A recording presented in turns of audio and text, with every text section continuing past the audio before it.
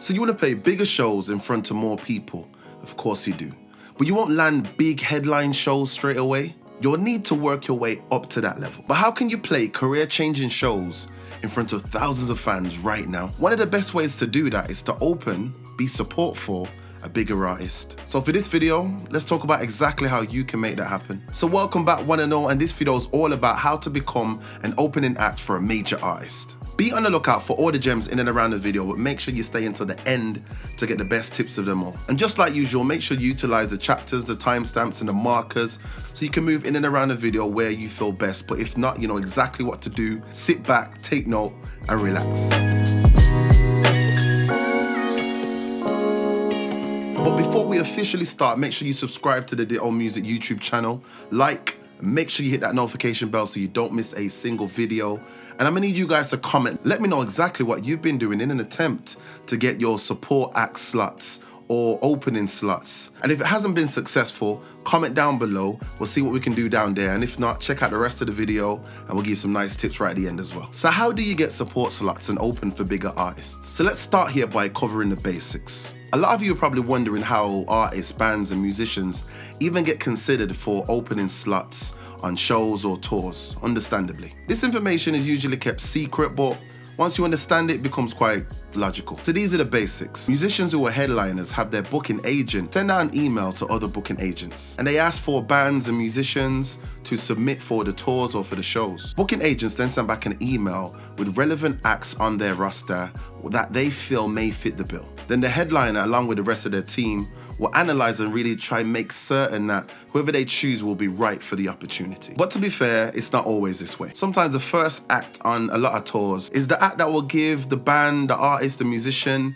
a few extra cool points, kind of showing fans that the headliner is still in tune with the genre, the culture, and their audience specifically. This act will help build enthusiasm and also fill seats. So it actually helps having a buzz and being underground, but not really being officially linked to anyone just yet. You also have to remember, by the time this act is a national headliner, they've probably played most of the cities that they're going to play again a few different times. So they will need to bring on an act that their crowd will enjoy, probably new, fresh, and something a little bit different at the same time. And that will then give their crowd, their audience, multiple reasons to come out and see them again. So then naturally, the next question is, how do we then go about getting noticed? Getting noticed to even be in these spaces, you really need to understand what the headliner is actually looking for in opening acts. How do you actually become that type of act to fill those shoes? Or where do you put yourself? Or how do you find the right type of act that you resemble and will work well with their audience? First of all, we need to know exactly where the headline acts or these booking agents will be actually looking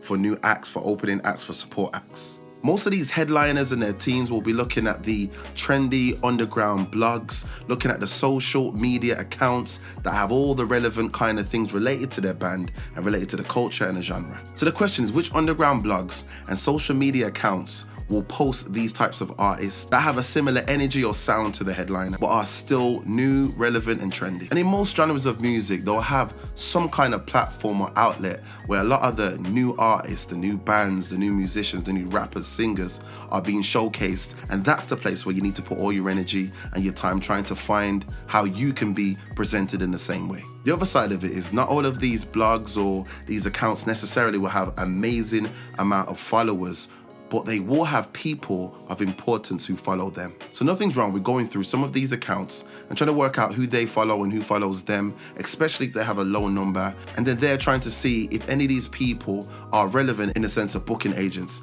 A&Rs, event managers or promoters. So in terms of these underground blogs and these social media accounts, you'll want to concentrate on pitching yourself to these people that post a lot, share a lot, and get loads of interaction. And if they write about you once, you'll want them to keep writing about you.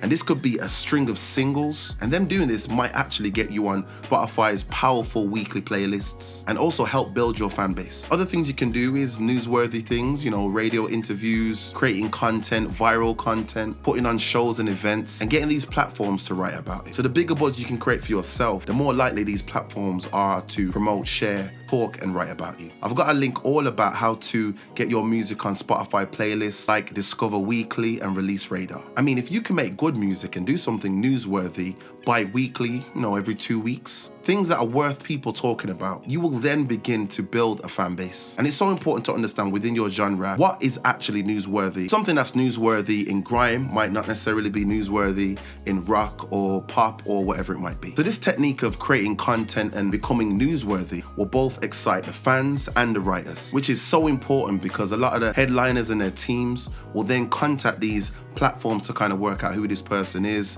and get a bit more information. And this is anywhere from Grime Daily to BBC One Extra or any other platform that pushes music and culture. So you have to continuously make sure that your metrics are going the right direction, going up, building on them, your numbers are moving, your followers are growing. And this is all so they know that your fans are enthusiastic about you and will definitely come to a show or a tour. And if you are sending information, things that you've done, write-ups to these publications, these media outlets, these platforms, and they don't take it the first time or they're not excited the first time, it's so important to keep pushing and keep putting out content and keep contacting these people. And it's for the simple fact that it might not work this time, it might not work the next time, but that third time you might be lucky. And then from there, if they like what they see on that third time, they may naturally just start picking up your content. So the next thing really is about meeting the right people. And I know it sounds generic, but honestly, that's the best way to get things going. If you can, try be in the places that like-minded people are, people that want to push music, people that care about the culture, people that love to see performances and love to see brand new acts thrive. You've really got to reach out and get on the radar of people, their business and what they're doing. Because sometimes the headliners and the teams may not have their ear to the streets, but if you're out there and you're getting to know people, you're meeting different music people in the music world and music business, they may share your energy, they may share your name to a friend of someone who's in a band or a friend of someone who manages an artist. And this is also why it's so important to make sure you go to local shows where your music is doing well or your genre of music is doing well, and try and meet all the movers and shakers in that area. If you go to a similar sounding band or artist's show, you may see someone or have the opportunity to talk to someone who's controlling that tour, that show. And I mean, the ultimate way to do it is to become friends with these big bands before they are actually big bands. And it kind of goes back to my old point of just being friendly and being open and speaking to people and connecting with people and having a music relationship, because that can grow. If there is a band or an artist that becomes way bigger than you, they may remember from that relationship that you guys have that, this person will fit great to open the show, great to open the tour, or great to open the festival. So make sure to always be social with everyone that you do a show with.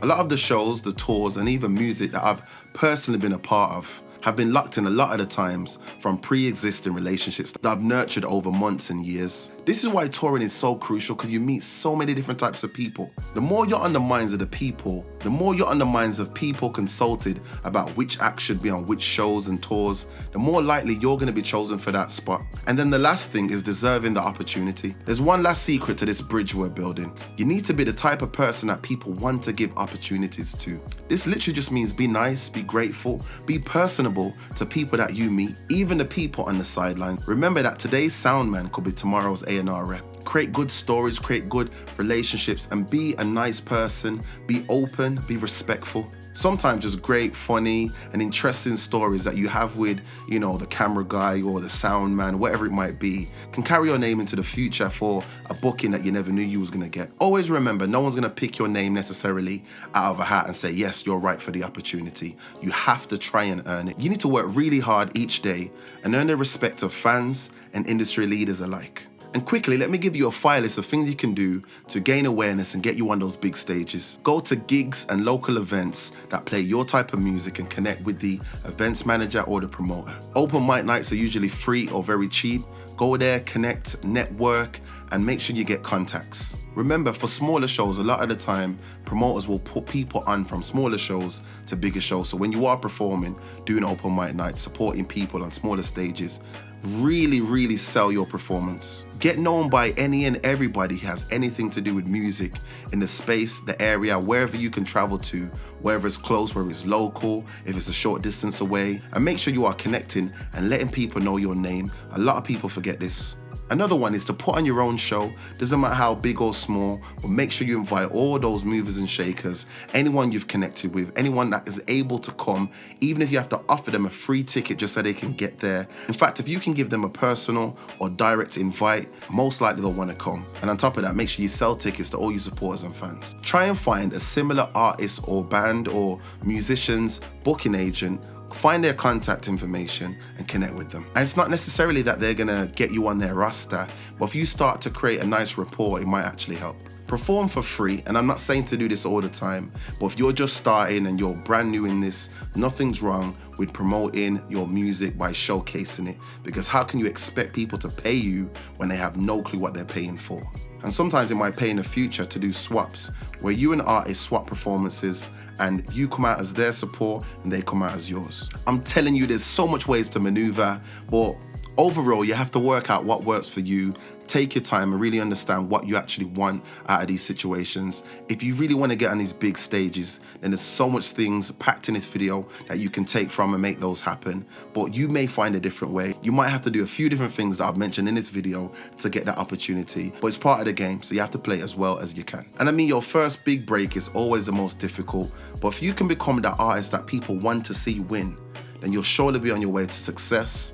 And you'll be doing more than just opening for big artists. So from me, Vital, and the whole of the Ditto team, I want to say thank you. I'll catch you guys on the next one, but do not forget to like, subscribe, and make sure you hit that notification bell so you don't miss a single video. Get down in there and comment, and let us know exactly what you've been doing to try get shows to open up for big artists. And if it hasn't gone well, also let us know down below in the comments. I'll catch you guys in the next one. Peace and love.